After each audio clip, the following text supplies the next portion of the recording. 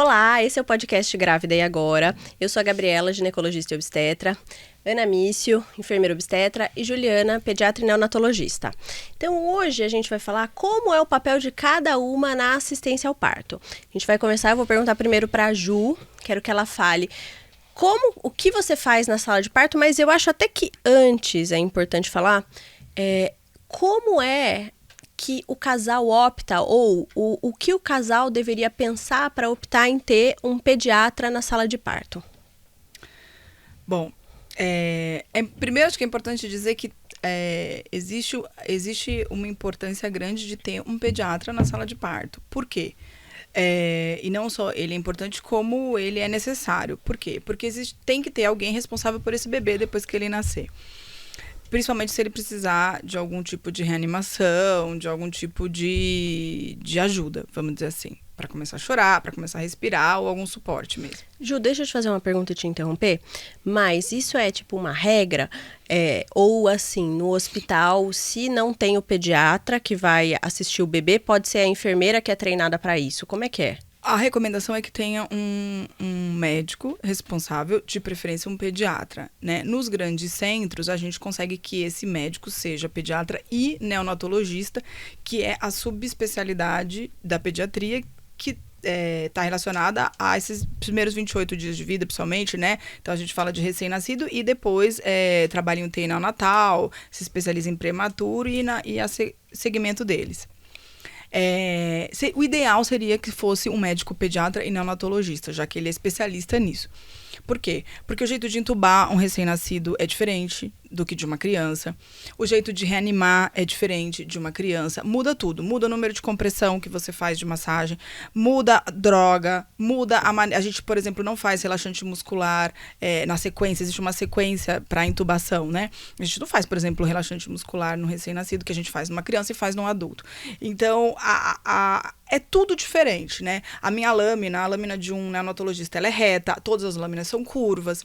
Então, o bebê não tem dente, as pessoas têm dente. A maioria das pessoas, pelo menos. Então, é uma mão diferente. Você tem que ter, na hora de ambusar, tem que ser um pouco mais leve. É uma série de coisas que é específica de um bebê, principalmente se for prematuro, mas de qualquer maneira, mesmo sendo recém-nascido termo, ou seja, mais de 37 semanas, é uma maneira diferente de você fazer tudo, totalmente diferente da pediatria. Claro que a pessoa com experiência, ela sabe fazer, mas o mundo ideal seria que fosse um neonatologista. Como a gente está falando da nossa realidade, sim, o ideal é que você escolhesse um pediatra e neonatologista.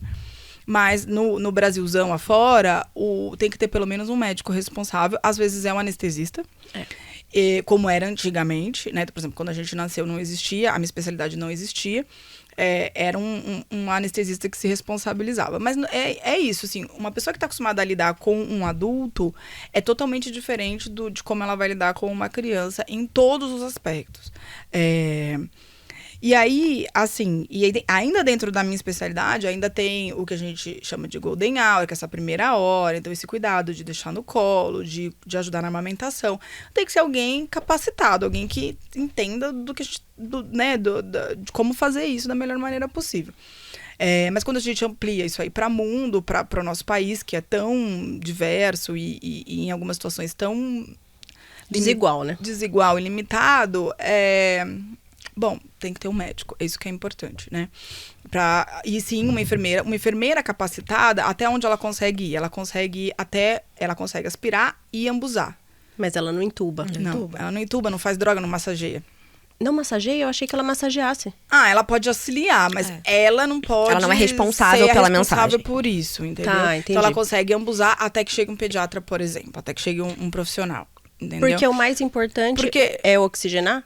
Tem essa diferença, porque no adulto, em teoria, assim, a compressão é mais importante. No bebê, não. É a ventilação. Porque o bebê não infarta, ele não tem problema de coração. Então, se ele parou de respirar, se o coração tá bradicárdico ou tá parado, vamos dizer assim, porque pra gente, bradicardia, quando a frequência já tá muito baixa, então abaixo de 60 já essa função cardíaca já praticamente não existe. Então, acontece que às vezes o bebê não tá parado, mas a hora que a ausculto faz tum, tum, tum, Daí, né, é praticamente, né, funcionalmente é praticamente parado. Mas o bebê, como ele não tem normal, a não ser um cardiopata, exceto um cardiopata, todas essas questões vão ser resolvidas com a ventilação, entendeu? Assim, vai ser resolvido. Depende do grau. A primeira tentativa, né? A primeira tentativa. E geralmente é o que responde bem. Pode ver que muitas vezes você ambusa e melhora. E às vezes ele tá bradicárdico. Mas tem a ver com... porque, assim, quando a gente fala de um bebê recém-nascido parado, normalmente é alguma questão de sofrimento fetal, né? De sofrimento intraútero. Então, o que acontece quando ele tá sofrendo? Ele gaspeia, né? Então, o bebê que ele tá ali, ele começa... Sim. E às vezes quando nasce assim. Se você vê um bebê gaspeando, ele não tá bem, né? Então, é isso. E normalmente é respiratório o problema. E aí, quando você ambusa, ventila, então por que a gente... Primeira coisa, você vai aspirar. Então, pra quê? Pra tirar esse excesso de secreção, já que ele tava no líquido amniótico. E se ele não deu aquela chorada, se ele não deu aquela expandida no tórax, ele vai estar cheio de secreção. Então, a primeira coisa é aspirar, boca e narina.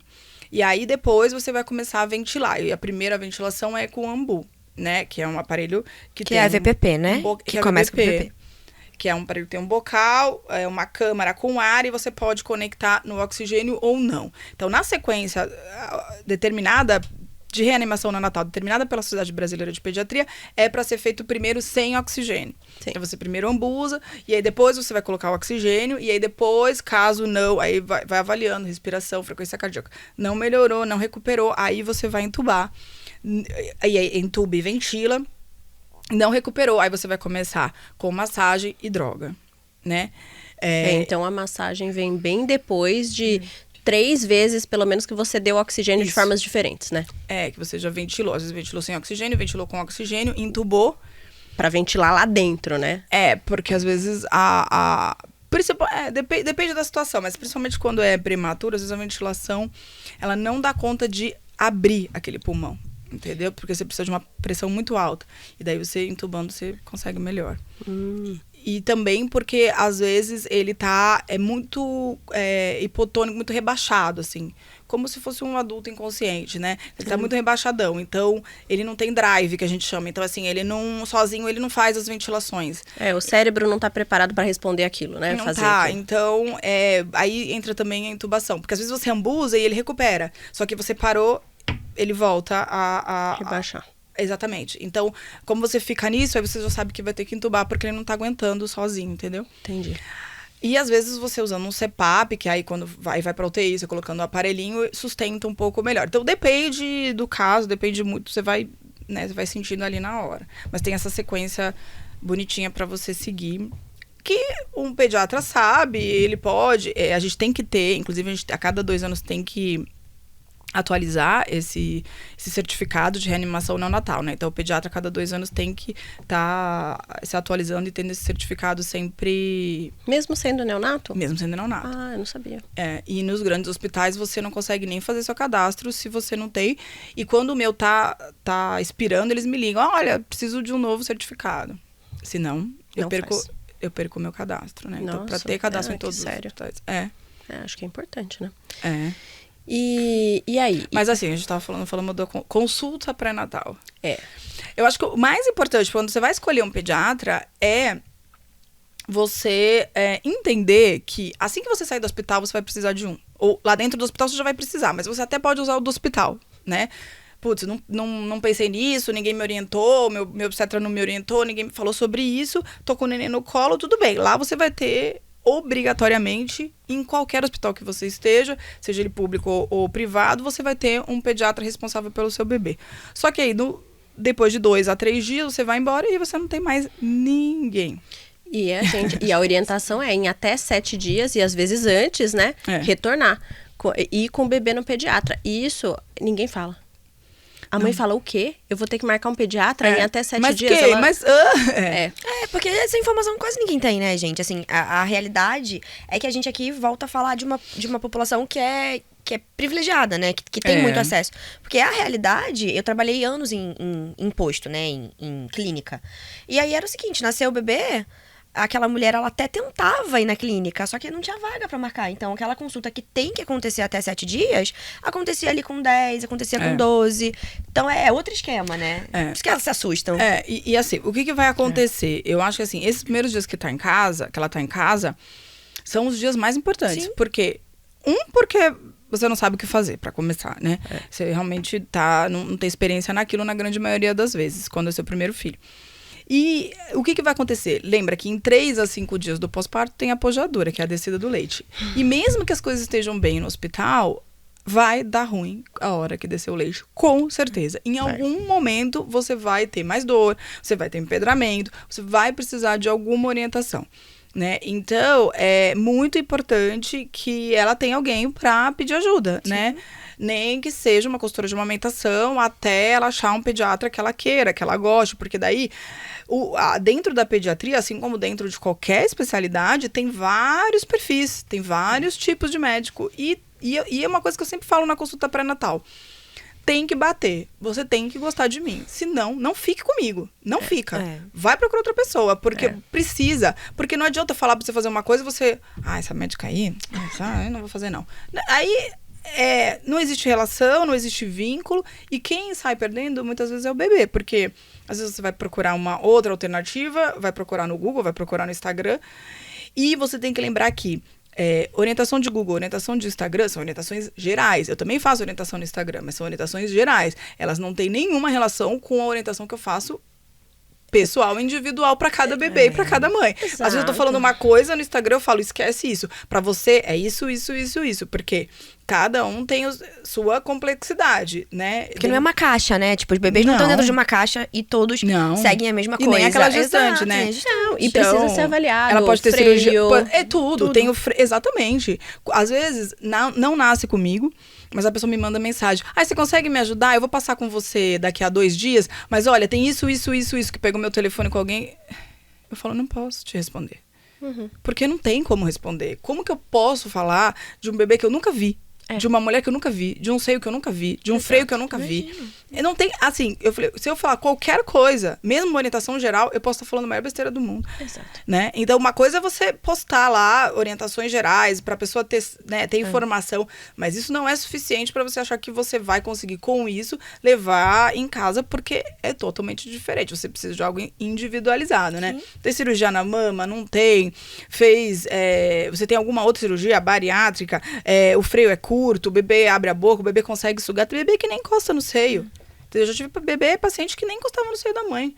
Então, o que pode estar acontecendo? Não sei. Né? Então, é muito complexo. E dentro disso, existem linhas, né? Então, eu vou... E mesmo, por exemplo, eu protejo a amamentação. Eu tenho uma linha. Eu tenho outros pediatras, amigas minhas, que também protegem a amamentação, mas tem outra linha, entende? Então, assim, cada um tem a sua maneira de conduzir, né? E também depende muito de como aquela mãe quer conduzir aquela história também, né? Sim, porque se faz sentido para aquela família, né? Exato, se faz sentido para aquela família. Eu tive, acho que desde que a gente começou a atuar com humanização, tudo, eu sempre fui muito assim, não, tem que amamentar, não sei o quê, né? Até um dia que eu recebi uma paciente que falou assim, não, eu não quero, que ela teve uma trombose e antes, então ela usava anticoagulante, ela falou assim, eu não quero amamentar, mas eu quero começar a usar o Xarelto, que é o remédio vioral, que daí não dá pra amamentar. Aí eu falei, mas você não vai amamentar? Ela, não, eu não quero, assim. Mas pra mim foi tão chocante aquilo que eu não consegui nem responder na hora. Mas você vê, é o que eu acredito, o que eu achava que era certo. Sim. Eu nunca nem passei por uma amamentação, tá entendendo? Não, quem sou eu pra julgar, sabe? Eu acho E a gente tem que receber essa pessoa, entender e tentar adequar pra realidade dela. Não, a escolha é dela, né, Gabi? Quem vai fazer isso a cada 2, 3 horas é ela. Exato. Né? Então a escolha é totalmente dela, totalmente assim como dela. tudo, né, gente? Tipo, a escolha de parto. se a gente for pensar. Tudo Tem mulheres também. que se identificam muito com casa de parto. É. Tem mulheres que querem parir em casa. Tem Tem mulheres mulher que não querem... quer parto normal. Tem mulher que mas não quer parto normal, mas é a isso. mesma história. Tudo bem, se chega pra você e fala, eu não quero parto normal. Tudo bem, você não quer parto normal, mas eu vou te explicar os benefícios. Exatamente. É isso. Tudo bem, você não quer amamentar? Tudo bem, mas você sabe todos os benefícios. E da tudo aquilo que você e tudo aquilo que você tá abdicando se você Exatamente. escolher não fazê-lo. Exatamente. É importante isso. E aí, cada gestante tem um perfil de profissional, né? Cada gestante deveria ser assim. A gente vai se adequando. Tipo, beleza, eu quero isso aqui. Aquele profissional, ele não me oferece aquilo. Então, eu vou procurar outro profissional que me ofereça. Acho que, né, E no eu ciclo assim, todo. eu tenho um paciente que já falou pra mim, eu não quero. Sim. Chega pra mim, tudo bem. Pra mim, eu não tenho problema nenhum com isso. Eu não tenho problema nenhum. O que eu tenho problema é quando a paciente não quer, eu percebo que ela não quer, mas ela não bate o martelo que ela não quer. Sim. E aí eu falo pra ela, ó, o negócio é o seguinte, eu vou te ajudar e vou estar com você até onde você quiser ir. Mas se você quiser, então você vai pra casa e você pensa, se é isso que você quer. Porque a gente vai precisar fazer isso. Principalmente as que têm dificuldade. Eu já recebi umas com muito desafio.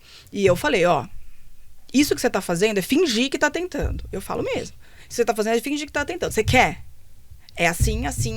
Vai dar certo. Só que é ralação. Boa. Você quer ralar? Vambora. Vambora, você vai voltar aqui toda semana, já vai fazer isso. Até que tem umas que consegue, tem outras que falam, Ju, Pra mim, parei, ótimo.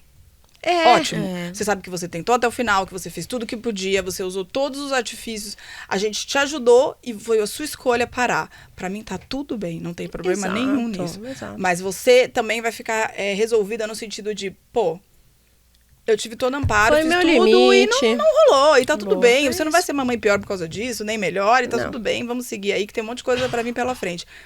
Mas é só uma fase da fingir vida. que tá fazendo, aí não vai ser comigo. Daí comigo ela vai ter que procurar outra pessoa. Porque eu não vou ficar fingindo que tá fazendo uma coisa que eu sei que não tá adiantando nada, entendeu? Sim. É bem isso. E aí, então, daí ela passa numa consulta pré-natal, a gente conversa sobre as coisas. Tem paciente que já vai com uma lista de perguntas. Eu gosto muito quando elas fazem isso. Pra mim é muito, muito melhor, muito mais direcionado, porque em 1 hora eu não vou fazer um pupurri da pediatria. Não tem como. Não, é impossível. Isso é importante elas entenderem, porque não dá. Não tem como. É impossível. Não dá pra falar de sono, de mamada, de amamentação, de comportamento, de cólica, de tudo. E da sala de parto. Não dá. Não. Então, mas quando elas já vão direcionadas, a gente às vezes consegue fazer, mas direcionado no que a pessoa quer. Se eu for abrir o leque pra explicar tudo... E até porque não vai nem absorver. Não. Exato. Porque a pessoa tá querendo saber de sono Não. do bebê, ela não tem nenhum bebê pra isso. saber do sono do bebê. É isso. Às vezes o menino dorme e o problema dela é outro, né? É. Então, eu tento focar na sala de parto e nos dias após, né? As coisas que ela vai ter que escolher, os testes. Muito importante. Teste do pezinho, tem um monte de tipo. Tem alguns hospitais que tem outros testes que a mais e a menos. Enfim, eu vou explicando as diferenças dos hospitais. Às vezes elas querem saber o que eu acho de um hospital, o que eu acho de outro. A gente conversa bastante sobre isso e depois nos dias seguintes como que vai, né, como que o bebê se comporta, como é que vai ser e tudo mais. Então a gente conversa bastante sobre os hospitais, sobre como vai ser nos dias seguintes, e aí às vezes depois ela me pergunta, e o que elas mais me perguntam em casa é aonde que o bebê pode dormir, porque a recomendação da Sociedade Brasileira de Pediatria é que fique no quarto os primeiros 6 meses e de preferência até 1 ano no berço acoplado, né? Aí cada família opta por como funciona melhor para eles. Isso é um tema que a gente vai se aprofundar. Sim. Porque é isso. Ó, se eu for falar de sono, eu preciso de um podcast inteiro. Eu preciso de 1 hora inteira só pra falar de sono. Eu preciso de 1 hora inteira só pra falar de comportamento do bebê. Pelo menos, né? Se falar de tudo. E aí, eu me pergunto muito de produtos, que produto usar pro bebê, de banho. O que mais? De amamentação, sempre é um tema bastante importante comigo. E acho que fica nisso. E aí, a gente se vê normalmente na sala de parto. Na sala de parto, eu já chego na sala de parto quando já tá Mais avançado o trabalho de parto. né? Normalmente com uns 8 centímetros por aí. E E fico acompanhando lá, normalmente eu chego, checo tudo. Eu sou bem chata, eu sempre olho tudo, se tá tudo funcionando. Porque a lâmpada é bobeira, mas assim, a pilha do laringoscópio tem que estar funcionando e tem que estar, a luz tem que estar boa. Se a luz tá fraca, eu mando trocar. Eu chego lá, fico enchendo o saco das enfermeiras. Porque tem umas coisas que eu sou muito chata. Porque você visualizou, o menino tá parado, você visualizou, não tem luz? Você não pode perder visualizou esse tempo. nada. Não, você não pode perder esse tempo da pessoa ir na outra sala pegar o outro que seja. Não dá. Então, eu checo tudo se tá funcionando. A válvula tem umas pegadinhas, tem umas coisas que sempre estão fora do lugar, tipo qualquer hospital, que é a válvula do umbu, que às vezes está aberta, e a válvula do umbu, se ela não estiver fechada, aquilo não faz pressão. Né? Uhum. E na hora do nervoso você não vê. Sim. Não. É o meu esquema com as pinças, né? A gente não assiste nenhum parto que eu não deixe a caixa aberta. Porque a gente sempre pensa que não vai usar. Que não vai usar pinça nenhuma. Por que a gente usa uma pinça? Quando o bebê nasce... não nasce bem, e a gente tem que clampear esse cordão rápido, que não é o recomendado. As pinças, a caixa tá sempre aberta. Às vezes eu perco um período que eu nem gosto de perder, assim. A mulher tá ali, tá quase parindo, e eu saio de campo, vou ali, abro a caixa, separo as pinças. Precisa. Muito Porque importante. se precisar, gente, não dá pra você perder tempo de, gente, abre a caixa pra mim. É um tempo precioso. E é um que você não tempo quer. precioso pro pediatra, principalmente. Sim. Porque Tem que você tá na que tá mão. lá assim, Sim. pelo amor de Deus, me dá essa criança. Sim. Né? Sim. E já aconteceu. Claro. E se não tá aconteceu aberto, é comigo. o momento que cai pinça no chão. aconteceu Porque no comigo. nervosismo, é o que acontece. Todo mundo começa a se desesperar, começa um bater cabeça com o outro, um olhar pro outro. E o bebê tá perdendo tempo. Então, um tempo que é muito precioso. Então, acho que essa checagem, cada um com sua função, claro. Mas é o mais importante de todos, né? Por isso que esse lance de... às vezes o pediatra chega só quando tá no expulsivo. Será que é a melhor opção? Às vezes não. Porque se ele chegar no expulsivo... Pode ser que ele não tenha tempo de checar tudo que ele tem que Às vezes checar. não dá pra checar. Não dá pra checar. Então... E aí, Ju? Se eu chego no expulsivo, de verdade, eu nem cumprimento ninguém, eu não olho pra ninguém, eu vou direto pro berço e vou checar minhas coisas. Boa. Que é a segurança, né? É, primeiro lugar. Isso é bom. Gente, é uma responsabilidade Pode ver, grande. quando eu chego, eu vou direto pro berço. Direto. Primeira coisa que eu vou fazer.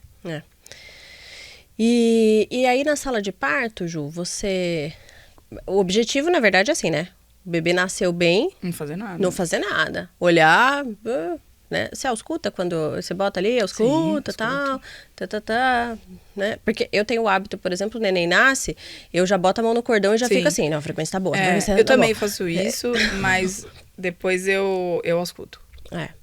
Que eu já fico... Porque a gente também, né, que tem essa responsabilidade com o bebê, eu vou falar uma coisa. Porque é você quem vai dar, é você que vai sinalizar, ó.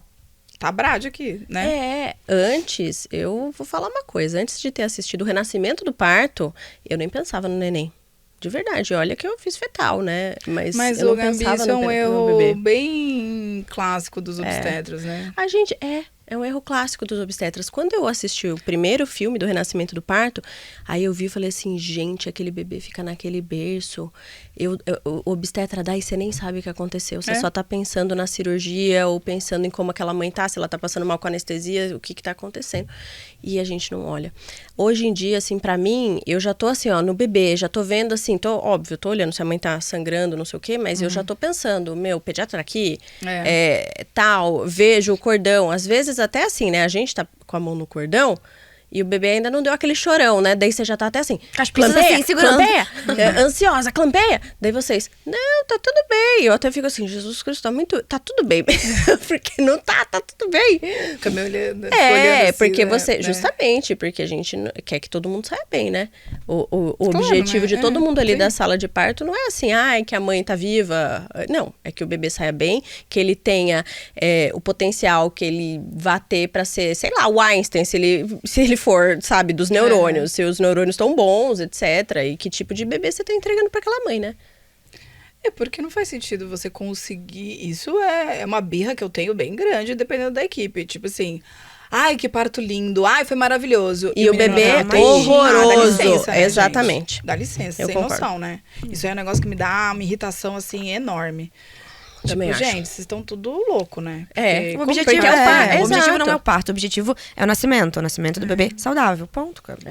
Não existe isso de, ai, foi lindo, mas o neném não tá legal. Tá, mas eu falo em consulta. Gente, o bebê, ele é a cereja do bolo, né? É a parte, cara, o parto é ótimo, é maravilhoso, Você é incrível. esperou 10 mas é o neném meses. que você quer, é o neném no teu colo. Você não quer um parto maravilhoso e um neném não no seu colo. De que adianta? Você tem um parto Sim. lindo e o bebê não tá com você. Então, é mudar essa chave, né? Virar essa chave de, beleza, vamos caminhar pra gente ter o parto mais incrível do mundo? Vamos. Mas não ultrapassando o objetivo principal, que é dar o bebê pra mãe do jeito que tiver que nascer, saudável, chorando, feliz. Sendo um parto Com vaginal, saúde. natural, seja uma cesariana, seja um fórceps, porque precisou. É isso, né? Tem muito pediatra que tem assim, fala, fórceps. Mas o que interessa é assim, né? Se aquele fórceps fez aquela criança nascer bem, ótimo. Se uma criança tá precisando nascer, por onde vai nascer mais rápido? Exato. É por baixo? É com fórceps? Mete o fórceps. Exato. Tira logo. Exatamente. Tira logo, porque se ficar 1 minuto a mais, 2 minutos a mais, pode ser decisivo. Exato. Pode ser e às decisivo. vezes, pra você fazer uma cesariana, são 10 minutos. Isso é importante as pessoas entenderem, porque eu vejo muito, porque não sei o quê, porque foi... Gente, Nasceu a ferro. Foi o que tinha que ser. Foi o que tinha que ser. Foi o melhor que aconteceu, porque não valeria a pena insistir mais, né? E não ter a segurança. E assim, eu acho que tem coisa que não dá pra ter dúvida, né? Não. Tem coisa que não dá pra ter dúvida. E assim, né? Eu vejo alguns profissionais falando assim, né? Mas fez o fórceps e nasceu chorando. Ótimo, mas era isso, né? Era isso. Você queria que ficasse ali. Porque às vezes, sim, 3 minutos... Eu até me perdi, assim, o que ele tá tentando falar, sabe? Não, ele tá querendo isso. falar de, talvez não tenha sido necessário. Nossa, é assim, não, gente. Chorou porque você fez o fórceps. É uma dúvida que você não tem que ter. Não, exato, você não pode tem ter que ter essa dúvida dúvida. disso. Você tem que estar muito seguro se você vai usar isso, sabe? E assim, ninguém acha super legal eu acho, fazer. Gabi, que isso é uma questão que às vezes dá muito medo das pessoas trocarem de médico e escolher um médico humanizado, ou um médico que se propõe a fazer parto normal, porque eu acho que às vezes a paciente, e eu digo isso porque eu tinha medo, de que aquele médico, com aquela bandeira de parto normal, quisesse fazer em mim um parto normal a qualquer custo, porque eu já vi isso acontecer várias vezes com várias equipes, e não trazer pra mim o que era mais importante e o mais...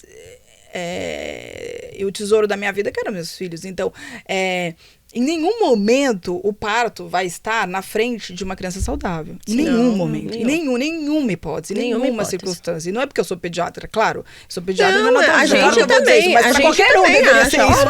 É óbvio, né? Então, isso é importante porque na hora de você fazer sua escolha, você também não tem que ter uma equipe que faça, que queira tanto o parto normal mais do que você. Né? Exato. E nem você tem que querer o parto mais do que a saúde do seu filho. Não, e o obstetra não pode querer o parto mais do que a gestante.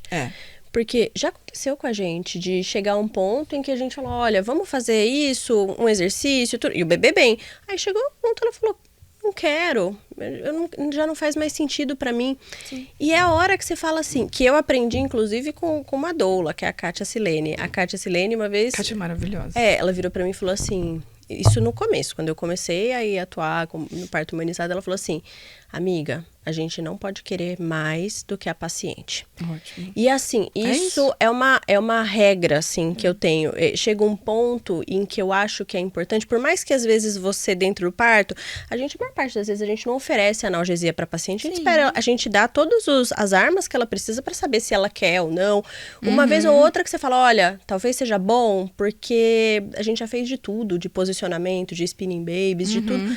Talvez vai ser bom. Mas assim, existe um ponto em que eu acho que é importante, em determinadas situações, você falar, tá, o que você quer? Sabe? Porque eu acho que deve ser muito difícil. Não vai sair bem dali e vai ficar frustrada. E pra mulher é muito difícil também. Se a gente pensar exatamente nesse caso, a mulher ali, ela vai com uma expectativa, né? E aí, de repente, tem alguns momentos que a gente... Acho que precisa não é a palavra, mas direcionar é legal. É falar, olha, a gente chegou em um momento que a gente tem essa opção e essa opção, desde que não seja uma emergência, claro. Mas assim, também deixar aquela mulher tranquila para que ela tome a decisão. Porque isso pode acontecer. Às vezes a mulher, ela, né, aquele famoso de, mas eu fui até aqui, e aí nadei na praia. Isso não existe. Isso não existe, né? Não existe. Só que eu sinto, às vezes, que a mulher, ela tem um tipo, agora eu não vou pedir, sabe? Agora eu não vou, porque, tipo, eu não vou pedir analgesia agora, porque, poxa, eu já passei por tanto tempo. Mas espera, se não tá confortável para você, se a gente já usou o que a gente podia ter usado e a experiência não tá legal, vamos partir pro próximo número 2, sabe? E é isso, essa questão também de como que nasce o bebê, sabe uma coisa que eu acho preciosa da gente falar isso exaustivamente? Porque ninguém conta isso, fala, olha, pro bebê, 1 minuto não é o 1 minuto da gente, não é 1 minuto do nosso tempo, sabe? Parece que é um tempo de outra dimensão. É a mesma coisa que você 1 minuto sendo estrangulado. Exato. 2 minutos é muito tempo. Porque isso, eu acho que se as pessoas elas falassem com essa clareza que, olha, chega um momento em que não dá pra... vamos tentar então só mais um negocinho, já que tá quase nascendo. Não, tem horas que não vai dar. Tem horas que a gente tem que ser ativo. E tem hora que a gente tem que acabar, assim, com o nosso ego também e falar assim, cara... Sim. Não vai dar, entendeu? Não vai dar porque tem que nascer um bebê bom tá aqui. Em risco. Tá em risco. Chega, não tem mais conversa. E isso em tudo, assim. A gente, às vezes, sei lá, tá assistindo um parto na banheira. Isso já aconteceu algumas vezes. E a mulher, ela idealizou aquele parto em determinada posição dentro da água. Chega um momento que você fala, não dá mais. Porque a gente tá vendo que não tá progredindo, que não tá mais seguro, que aquele bebê tem que nascer. E aí a gente, às vezes, é muito mais ativa do que a gente... no imaginário daquela mulher, de repente, a gente deveria ser, sabe? Mas é porque foi o que precisou fazer. E depois, vai ter um momento do depois. De falar, olha, a gente precisou fazer isso e isso, porque foi mais seguro fazer assim. Eu acho que a segurança, ela tem que ser a primeira coisa. O primeiro de tudo. Sim. Porque as outras questões, você depois consegue resolver numa terapia, entendeu? Agora, um menino na UTI, com sequela, com asfixia grave... Você não consegue resolver em uma vida. Você não resolve, exatamente. Não tem volta mais, né? Então é importante saber também, depois que lesou, se você chegar numa asfixia moderada, numa asfixia grave, não tem retorno, gente. Não tem o que fazer. Não tem o que fazer. Você pode fazer muita terapia e tudo, mas você vai levar para a vida inteira essas questões, né? Que o cérebro é muito plástico, ele desenvolve, melhora muito, mas sempre você vai ter que estar indo atrás dessa sombra aí, né? Sim. Então, é isso. Entender que você tem que estar com uma equipe que te dê esse respaldo de você fazer suas escolhas e tudo, até o limite da segurança da vida da criança. E aí, acabou, né? Então, acho que é isso. Escolher o seu pediatra, né? Porque você sabe que ele vai tá com você na sala de parto ou não, mas às vezes você não quer um pediatra neonatologista para acompanhar você, às vezes você quer uma outra especialidade ou um outro approach, né? Um outro segmento. Mas ter esse pediatra para você seguir depois, né? Porque, por exemplo, eu tenho paciente que vai comigo na sala de parto, mas depois, eu quero homeopata. Tudo bem, vai. Mas levou um pediatra na sala de parto. Mas tem gente que às vezes não quer levar, ok. Mas você tem que... Todo mundo tem que ter o teu pediatra. Do mesmo jeito que você escolheu o obstetra, você tem que escolher um pediatra, porque saindo do hospital, mesmo que você não leve na sala de parto, você já tem que estar... Eu peço para passar comigo, normalmente, com 5 a 7 dias no máximo. Porque desceu o leite, porque tem icterícia, que é o amarelinho da pele, que vai intensificar até quase uma semana. 5º, 6º dia é o pico, é o momento mais alto.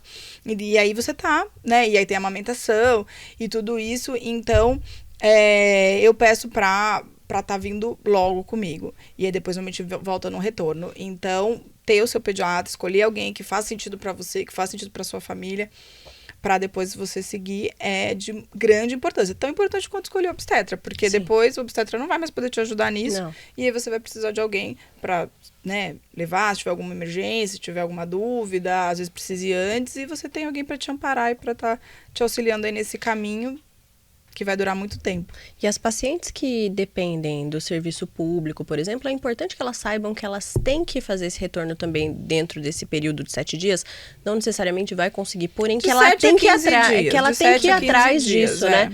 Porque talvez às vezes nem isso fique tão explícito. Ou, de repente, seja tão difícil. Não, mas a pediatra fala, na hora de dar alta, mas às vezes é difícil dela ir, porque ela não necessariamente vai ligar no consultório. Ela vai, às vezes, no posto. Às vezes ter mas essa... Depende, aqui em São Paulo funciona muito bem.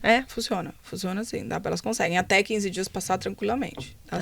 Ótimo. Então é isso. É isso, gente. Até a próxima.